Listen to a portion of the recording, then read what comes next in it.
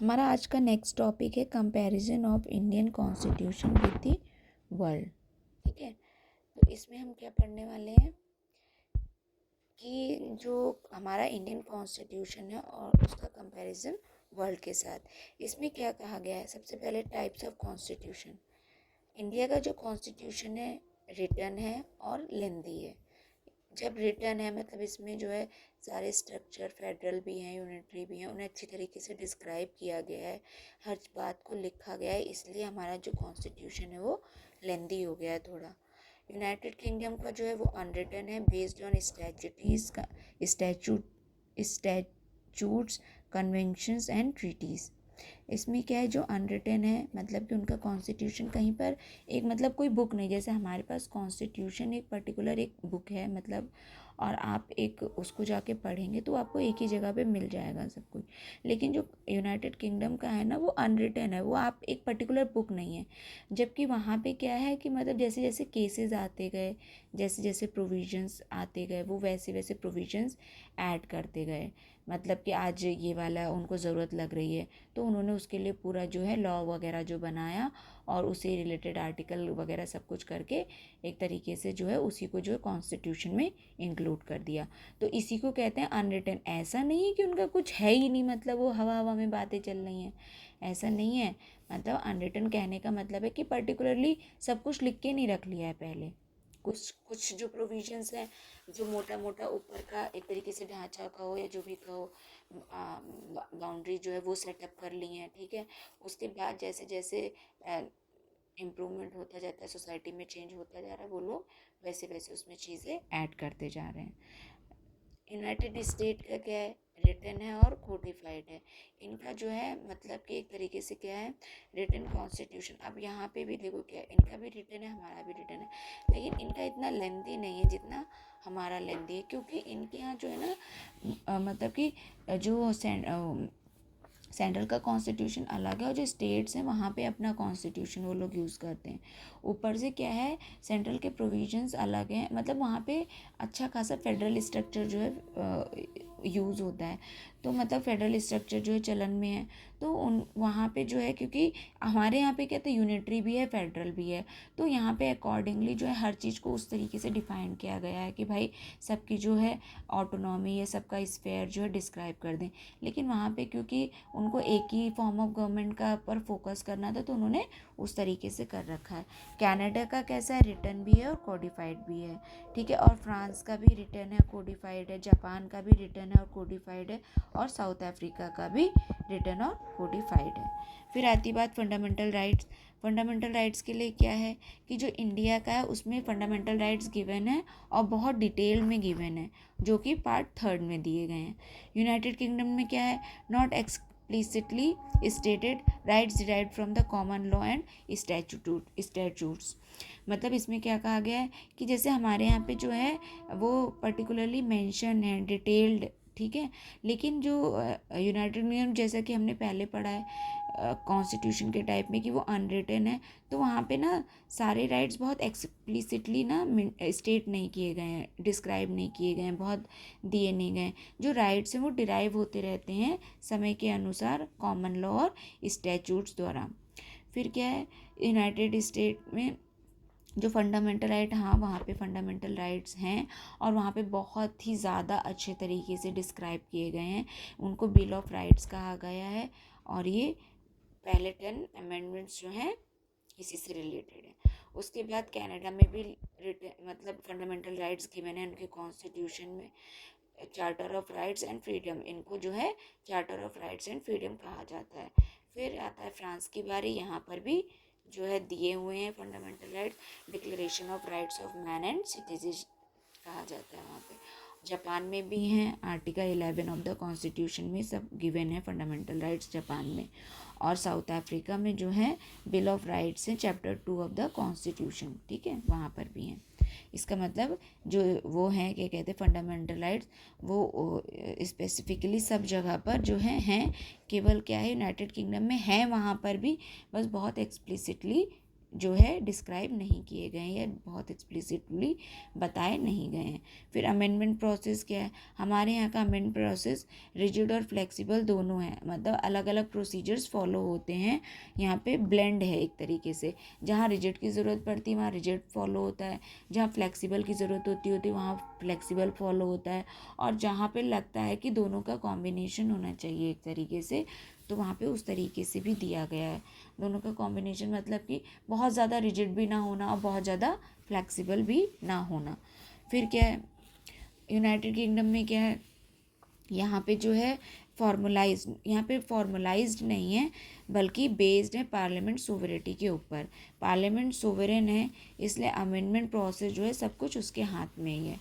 फिर यूएसए में क्या है, रिजिड है, वहाँ पे अमेंडमेंट करना बहुत रिजिड है, मतलब आप आसानी से कॉन्स्टिट्यूशन में इतनी आसानी से चेंज नहीं कर सकते, क्योंकि सिंपल सी बात है वहाँ फेडरल फॉर्म ऑफ गवर्नमेंट है। अब भाई अगर फेडरल वाले जो स्टेट्स वगैरह हैं, अगर वो कुछ अमेंडमेंट करना चाहेंगे तो सिंपल सी बात है कि भाई वो अपने हिसाब से प्रोविज़न करना चाहेंगे। अगर सेंट्रल कुछ चेंज करना चाहेगा, मतलब प्रेसिडेंट और उसकी जो मतलब जो पावर्स का अपना इस्तेमाल करके अगर वो कुछ चेंज करना चाहेगा अमेंडमेंट प्रोसेस के थ्रू, तो जो भी प्रोसीजर वहाँ पे फॉलो होता है, तो वो जो है फंक्शन, मतलब वो एक तरीके से यूनिटरी में मतलब चेंजेस करना चाहेगा। इसीलिए एक दूसरे की मतलब पावर, मतलब एक दूसरे की जो है आप मतलब जो बाउंड्रीज जो सेट हो रखी हैं आप उसमें एंटर ना करें। इसके लिए वहाँ पे जो है बहुत रिजिड सिस्टम यूज़ होता है अमेंडमेंट प्रोसेस का। फिर क्या है, कनाडा में जो है फ्लेक्सिबल है और रिक्वायर करता है सी मेजॉरिटी इन द पार्लियामेंट, मतलब वहाँ आसानी से, मतलब कंपैरेटिवली आसान है। फिर फ्रांस में जो है रिजिड है, यहाँ पे मेजॉरिटी दोनों हाउस की होनी चाहिए और अप्रूव्ड बाय रेफरेंडम भी होना चाहिए। अब रेफरेंडम क्या होता है, यहाँ पे क्या होता है कि जैसे वहाँ पे जितने लोग मौजूद हैं उनसे पूछा जाएगा, फिर उनमें से कितने लोग हाँ कह रहे हैं कितने लोग ना कह रहे हैं, उस हिसाब से डिसीजन लिया जाएगा। जापान में भी रिजिड है और यहाँ पे भी मेजॉरिटी की ज़रूरत होती है बोथ द हाउसेस पास करवाने के लिए, अमेंडमेंट करने के लिए मतलब। फिर साउथ अफ्रीका में भी रिजिड है और इसमें भी 2/3 मेजॉरिटी ज़रूरत होती है पार्लियामेंट की। फिर आता है क्या चीज़, फिर इसमें दिया गया है कि सेपरेशन ऑफ पावर वाला क्या सीन है। देखो सेपरेशन ऑफ पावर क्या है, इंडिया में है clearly separation of power among executive, legislature और जुडिशरी में डिवाइड है, मतलब पावर जो है सेपरेशन कर रखा है। एग्जीक्यूटिव मतलब इन सब का अपना अपना पावर दी गई है, ये उसी पावर का इस्तेमाल करके अपनी अपनी जो भी इनकी रिस्पॉन्सिबिलिटीज़ हैं उसे फुलफ़िल करते हैं। यूके में मतलब वहाँ पर जो है नो स्ट्रिक्ट सेपरेशन, वहाँ पे स्ट्रिक्ट सेपरेशन नहीं है, पार्लियामेंट होल्ड सुप्रीम अथॉरिटी और पार्लियामेंट के पास जो है सुप्रीम अथॉरिटी है। यूएसए में है, वहाँ पर भी क्लियरली सेपरेट किए गए हैं पावर को अमंग एग्जीक्यूटिव, लेजिस्लेचर और जुडिशरी में। फिर कनाडा में भी है, वहाँ पे भी क्लियरली सेपरेट किया गया है विद पार्लियामेंट्री सिस्टम। फिर फ्रांस में भी है, वहाँ पे भी क्लियरली सेपरेशन है अमंग एग्जीक्यूटिव, लेजिस्लेचर और जुडिशरी। जापान में भी है, ठीक है, और साउथ अफ्रीका में भी है। फिर जुडिशियल रिव्यू वाला कॉन्सेप्ट जो है वो कहाँ, इंडिया में तो है ही। The supreme court has the power of judicial review under article 13, ठीक है। और इसमें क्या है, no formal judicial review, parliament is sovereign. और यहाँ पे जो यूके है वहाँ पे जो है जुडिशियल रिव्यू वाला कॉन्सेप्ट नहीं है, वहाँ पे जो है पार्लियामेंट सुप्रीम है और यहाँ पे क्या है कॉन्स्टिट्यूशन सुप्रीम है। इंडिया में जो है कॉन्स्टिट्यूशन सुप्रीम है, इसलिए यहाँ पे जुडिशियल रिव्यू वाला सिस्टम फॉलो होता है। और यहाँ पे जो है यूके में जो है पार्लियामेंट सोवरेन है, इसलिए वहाँ पे फॉर्मल जुडिशियल रिव्यू नहीं है। यूएसए में है, power of judicial review established in Marbury versus medicine का जो केस था, ठीक है। और यहाँ पे जो है जो सुप्रीम कोर्ट होती है वो बहुत पावरफुल है यूएसए में। उसके बाद कनाडा में क्या है, ये वहाँ पर भी है जुडिशियल रिव्यू और supreme court has the judicial review की अथॉरिटी जो है सुप्रीम कोर्ट के पास है। फ्रांस में भी है, constitutional council ensures compliance with the constitution, जो कॉन्स्टिट्यूशनल काउंसिल है वो इंश्योर करती है कि कंप्लायंस हो कॉन्स्टिट्यूशन के साथ। फिर जापान में वहाँ पर भी है, सुप्रीम कोर्ट जो है can review laws for constitutionality, और साउथ अफ्रीका में भी है, ठीक है। फिर system of government, parliamentary system है, क्वाजी फेडरल है, कहाँ का, इंडिया का। ना ही ये यूनिटरी है पूरी तरीके से, ना ही फेडरल है, ये क्या है, क्वाजी फेडरल है। फिर आता है parliamentary system unitary with dissolve power. यहाँ पे जो है क्या कहते हैं, जो यूके है यहाँ पे जो है पार्लियामेंट्री फॉर्म ऑफ सिस्टम है जो कि बहुत हद तक यूनिटरी है विद डिसॉल्व पावर्स, ठीक है। फिर जो यूएसए है वहाँ पे federal system of government use होता है। फिर कनाडा में भी फेडरल है।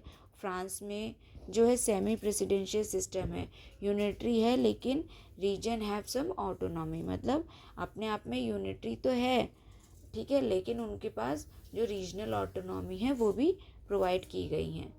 फिर जापान में जो है पार्लियामेंट्री सिस्टम है, unitary but recognise local autonomy, मतलब यहाँ पे जो पार्लियामेंट्री सिस्टम ऑफ गवर्नमेंट है जो कि बेसिकली यूनिटरी है, लेकिन इनको जो है प्रोविंशियल ऑटोनॉमी दी गई है। उसके बाद साउथ अफ्रीका का क्या है, यहाँ पे पार्लियामेंट्री रिपब्लिक है, यूनिटरी सिस्टम, ठीक है। फिर हेड ऑफ द स्टेट का कौन होता है, इंडिया में जो हेड ऑफ द स्टेट है वो प्रेसिडेंट है और उसका जो है सेरेमोनियल रोल है।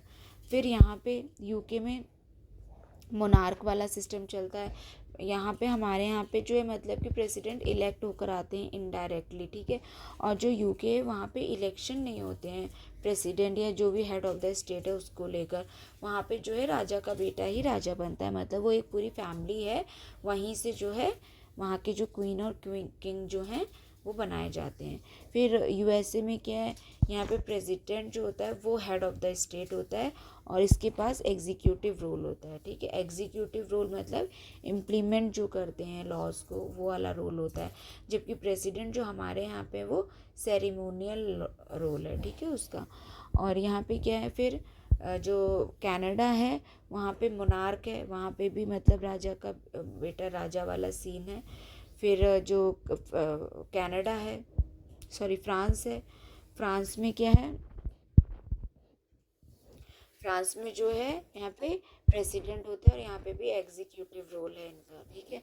और यहाँ पे जापान में जो है एम्परर होते हैं, यहाँ पे भी सेरेमोनियल रोल है इनका। और साउथ अफ्रीका में जो है प्रेसिडेंट होते हैं, इनका एग्जीक्यूटिव रोल है। फिर पार्टी सिस्टम, हमारे यहाँ पे क्या है, मल्टी पार्टी सिस्टम है। हमारे यहाँ पे बहुत सारी पार्टियाँ मिलके जो हैं इलेक्शंस लड़ सकती हैं, इलेक्शंस के लिए पर्टिकुलर सीट के लिए, पीएम बनने के लिए जो है उनके खिलाफ जो है कंटेस्ट किया जाता है, मतलब वो सब पार्टिसिपेट कर सकती हैं इलेक्शंस में, मल्टी पार्टी। और जो वहाँ है क्या यूनाइटेड किंगडम में, वहाँ पे टू पार्टी सिस्टम है, मल्टी नहीं है, वहाँ पे टू पार्टी सिस्टम है। यूएसए में भी टू पार्टी सिस्टम है, डेमोक्रेटिक और रिपब्लिक। और जो कनाडा है वहाँ पे मल्टी पार्टी सिस्टम है, जो फ्रांस है वहाँ पे भी मल्टी पार्टी सिस्टम है, जापान में भी मल्टी पार्टी सिस्टम है, साउथ अफ्रीका में भी मल्टी पार्टी सिस्टम है, ठीक है। जो वहाँ क्या कहते हैं यूनाइटेड किंगडम और यूएसए में जो है टू पार्टी है, इंडिया में भी मल्टी पार्टी है। फिर इमरजेंसी पावर जो है, president can declare emergency, national emergency, मतलब प्रेसिडेंट के पास पावर है जो कि नेशनल इमरजेंसी को डिक्लेयर कर सकता है। यहाँ पे क्या, यूके में government can declare state of emergency, मतलब यहाँ पे गवर्नमेंट के पास पावर है कि वो स्टेट ऑफ इमरजेंसी को डिक्लेयर कर सकते हैं। जो यूएसए वहाँ पे प्रेसिडेंट के पास पावर है कि वो नेशनल इमरजेंसी को डिक्लेयर कर सकता है।